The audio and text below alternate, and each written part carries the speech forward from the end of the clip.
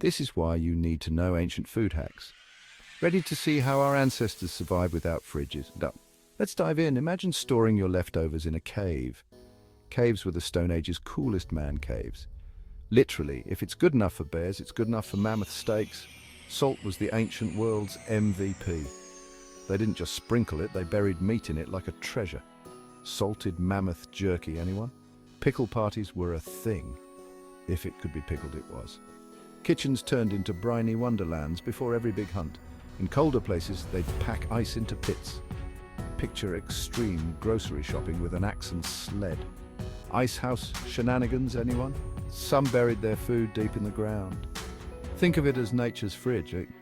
Just hope you remember where you buried it.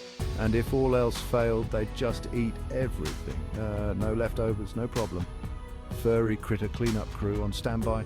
So, while we've got fancy fridges now, our ancestors rocked some serious food preserving skills. Talk about primitive ingenuity.